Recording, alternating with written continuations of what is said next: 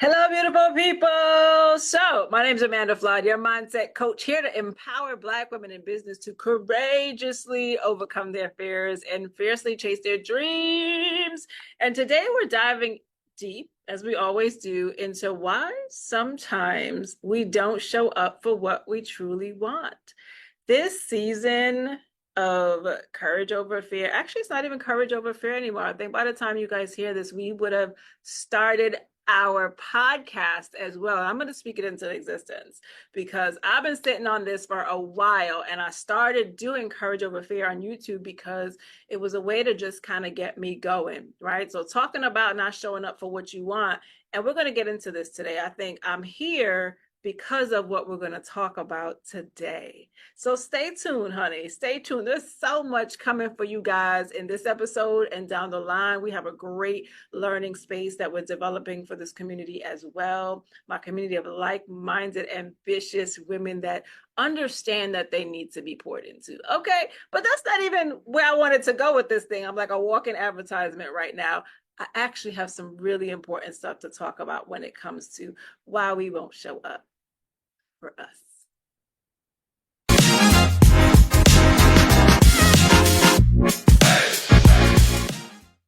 So, have you ever noticed how it's easy to cheer for other people, for their dreams, for their visions, their goals, but not for our own? And you might think, like, all right, it's okay for them, but not for me. They can do the thing, but I can't. But why is that, boo?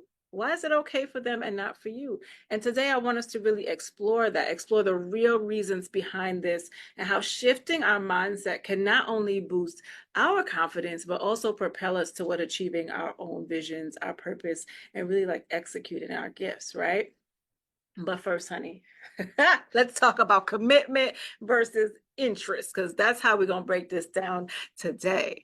And I want you to imagine this. Let's kind of set the scene a little bit, right? So I bought this outfit. I forgot from where, but one of them things on Instagram, it just got me, y'all. And I ordered it and it came today. And I was like, oh, it has like some red highlights in it, right? And I was like, man, this would be good with like a gorgeous pair of red shoes. It'd be perfect for the dress. And I'm interested in the shoes, but am I ready to hit the stores, search high and low for them? A hot no. Right? And why is that? Because my interest isn't strong enough to really prompt the action.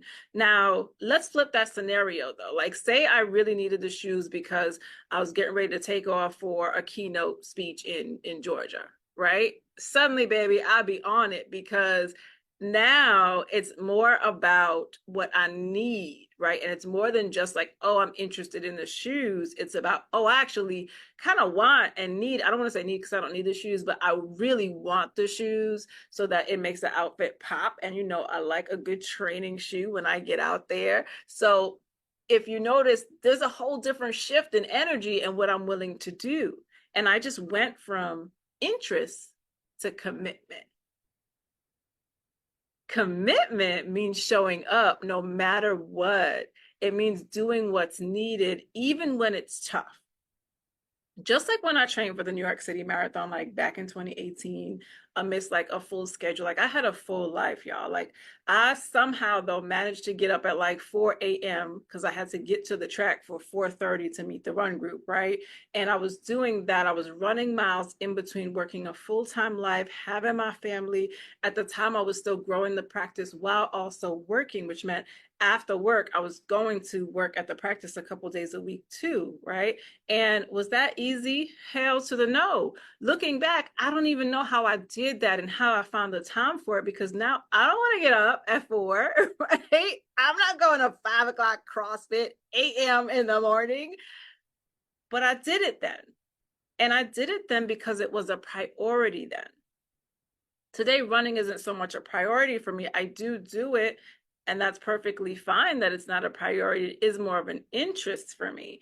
And that's why I may not be gung-ho up in the morning, running every day, getting my miles, because it just isn't a priority. I've had to shift that with so many other things going on, right? So are you starting to see the picture? Our commitments can and should shift as our lives do, right? We can't and really don't have to keep everything at like the number one spot all the time. I think sometimes that's why we burn out. Sometimes I think that's why we lose the joy for things. Sometimes I think that's why we're so disconnected because we're trying to do too much at the same time.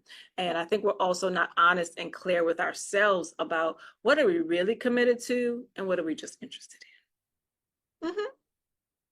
So when you are thinking about your life and what's happening for you or what's not happening for you and why you're not getting the results that you want, it might be because you're just spread too thin and you're focusing on too many interests at once.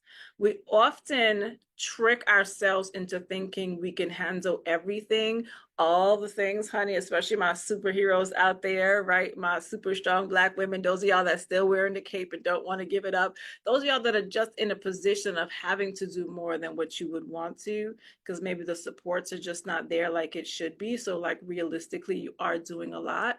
I see you and I want to honor that. And I thank you that within the midst of that, you're still here listening to me, honey. But let's also be real about it too. It's harder for you because you have so many things going on. It's harder for all of us when we do spread ourselves too thin. It really just leads to more of a standstill as it does like real productive, good action, right? What are we really doing? And we've got to really think about that too. Today, I thought this would be a good space for us to kind of break things up into two buckets. I'm interested and I'm committed. Anything that's just an interest, put it off to the side for now. It's kind of like when you go to those meetings and they have the parking lot thing up. So it's like, if you have a question, I'm not going to stop my flow for you. We're going to just park it over here, honey. Right. And if we have time, we'll get back to it. That's how we need to approach the things that we want to do. Okay. Focus on what you're truly committed to. Let that be in its own space. Don't let it be in a crowded space. Let it be in its own space. Just this simple practice, I think, can dramatically change how you feel about your responsibilities. It may free up your energy and your time for what really matters the most. Okay? Commitment isn't just about being busy with all the things, right? It's not cute to be overbooked and busy. And you have to think about, what am I really doing in that like state and condition and way of being? Am I actually getting things done? Maybe not. Am I really focused on the details? Maybe not, right? So it's about figuring out how to make things work because you want them badly. And we only do that in a committed space. Not committed to the busy, but committed to what we really want. So you may even have to play with commitment, as I'm hearing myself tell you this right now, because we may feel like we are committed and that may be like a value for us. So it may feel like saying yes to everything and being attached to everything and doing everything, maybe honoring that sense of commitment for us when we're actually just overloading our system and we're actually just busy and distracted and not being intentional. So revisit that commitment bit, because we're talking about not committed to all the things. We're talking committed to what you actually want and need to do for this current season of your life. We're talking about your priorities. We're talking about what I actually need now and parking the rest. Okay, like take it back with me. Take it back with me to like high school when you were crushing on little homie, right? Or crushing on boo thing and all the things you would try to do to like get their attention. Okay, you were more than interested. When you were committed, you were trying to get their number. You were trying to like slide them a little something. You were trying to see them in the lunchroom, give them like the googly eyes, like, right? Or think about, those of you that are married and in a relationship. And when it gets really hard, like there are really hard days sometimes within a marriage when we don't really see eye to eye, or we don't agree on things, or we're just not like hitting each other for whatever reason. And in those moments, it's still about, what am I committed to do, right? Or doing. It's not about like, oh, it's horrible and I'm out. deuces, right? It's about, no, something about this doesn't feel right. And I'm committed to us in this relationship. So my posture is one of, I need to figure this out. We need to figure this out. How are we going to shift through this space? What do I need to do? What do I need from you? What do I need to communicate so we can move through this space? That's commitment, right? Interest is like, I'm done with you. Peace out. That's not a real relationship because it's not a real commitment. It's that figure it out mindset that turns your dreams into reality. It's that figure it out mindset that gets your vision done. It gets you to really kind of get through it. It gives you that sustainability. It helps to build that resilience so you can work your way through to the end. Okay. And we can talk about reality a little bit too. Because the reality is, I'm gonna give y'all a little homework. And so I hope this is really kind of hitting home for you, and at least this clear distinction of what's my interest and what am I committed to? Because this is really why I haven't been showing up for myself. It's probably because I've just been kind of interested in the thing and not really committed to the thing. Right. And I can even think about this for myself, where it's like sometimes I am like fully engrossed in something, learning something for the business, trying to grow. And I'll see other things and it's like, oh, well, I know I need to do that. Maybe I need to get it now. Right. Oh, I need to work on my membership. Let me get that now. Oh, I really want to be extra dope at marketing. So let me do this right now too. Right. Oh, there go that somatic training that I want to add to my therapy toolbox. Let me do that now too. But those are really things that I'm interested in. The question is, am I committed to it? What do I really have the bandwidth to commit to? Those things are going to be there and they're going to come back because they know they want to make their money. So, honey, they're going to circulate back again.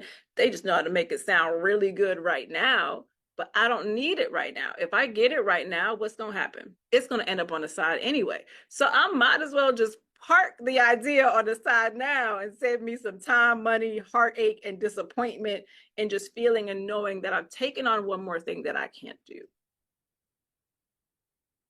Instead, I can prioritize what is most important to me right now. What do I have the space for right now? What does my business need? What does my personal self need? What do my relationships need? Maybe those are the things that I'm going to prioritize. What does my health need, right?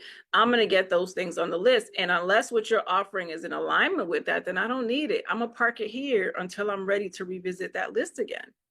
And if you just think about that, as I say it to you, I'm going to just put it here. That just feels like space. It feels like expansion. It feels like relief. So if you're a little overwhelmed with all the things, it could be that maybe you're taking on too much for what you need right now, and you actually need to park some things so that you've got some space for you.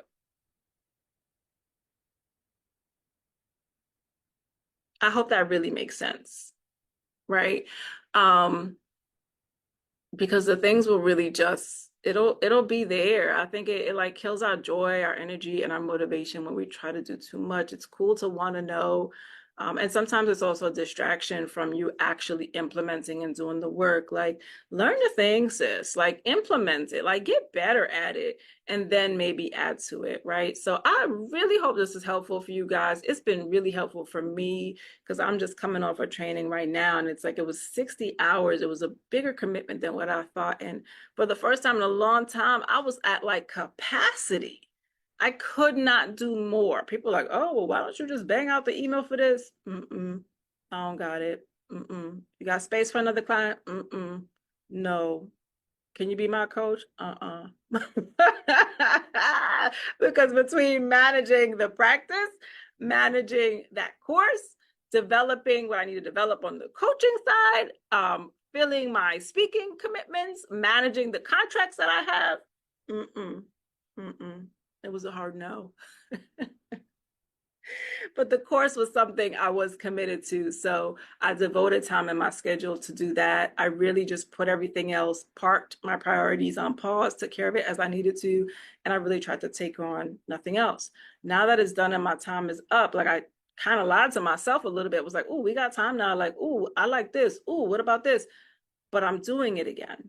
And this is the problem with our habits and ways of being. The patterns will show up again. So just this act of practicing this skill of noticing it and parking what you don't need and prioritizing what you're really going to be committed to, the more you do that, the more your mind is going to get used to this idea that, girl, you don't need to do everything and you will be just fine. All right, so use this as your opportunity to practice. Use this as your reminder to really hone in on, okay, what do I really need? What do I really want to do? What am I really committed to? What am I just interested in? And I'm playing myself and thinking that I want to do more with it, right? And maybe the things that I'm really disappointed about is it's really just me setting myself up because in fact, I'm just not interested in those things. That's why my effort and my energy isn't there. And I need to park it so I can create space and give that energy into what I am committed to. All right, guys. Thank you so much for joining me today. And if you are ready to stop letting fear distract you and start truly showing up for your visions, your gifts, your goals, your dreams, your purpose, I can't wait to tell you eventually about the membership platform that we're building out for you to keep doing this type of work. But in the meantime, girl, just keep subscribing so we can keep pouring into you your homework before I forget. Let's see, what do I want you to do for your homework? After this episode, after you've hit like and subscribe, after you've shared it with a friend so that they can get out of this overwhelmed space themselves and start to think about where do I need to drop things into committed or interested, I want you to then take 10 minutes to write down where you see yourself in 6 months. And not just like dreaming in 6 months, but like planning in 6 months. And then I want you to think about what do you need to commit to now to make that vision come alive. That is actually like giving me like some I don't want to say goosebumps because it's all up in my heart. It's like this intensity here because that's powerful. I just did a session today on planning for Q2 with some ladies, and I think this is a good way to think forward and then reverse engineer backward, because sometimes we're just in the moment, and this is why we get kind of scatterbrained too, and we start going after a lot of things. There's lots of reasons, there's lots of mindset things behind that too, but one of the many reasons is because we're not clear on where we're going, and we think we need all of these things to get here. But in this moment, in your homework, it's about being really intentional. And I'm so glad that you're here today to hear it, right? It's about deciding, where do I want to be? And now to get to her, to get to that goal, to do the thing, to be my most courageous self. Okay, cool. What do I need to do now? Because then that's what I need to invest in. That's what I need to commit to, right? If I want to be ready for half marathon, 13.1 miles in 6 months, I can reverse engineer how many miles I need to be training for. What does it look like for me to get there? And that's what I'm committed to now. I'm not going to be committed to the walking program because that's not going to get me there, right? I'm not going to be committed to signing up for bowling because that's not going to get me there. So think about that just a little bit, a lot of it. It's totally up to you. And I would love to hear from you. So share what you come up with in the comments. Tag me in it so I can see it. And if you are in the Mindset and Motivation community in Facebook, like, tell me I seen the episode, girl, and this is what I see for myself. This is what I decided I need to park on the interest side. And this is what I'm really committed to, because that's really going to get me to where I need to be in 6 months. Or if you're working in quarters, that's really going to get me through this quarter of the year. All right. Super dope. I'm so excited about this. It's just like, oh my God, my heart is truly filled having this conversation with you guys today. Thank you again for joining me. And like, let's keep making this thing happen together.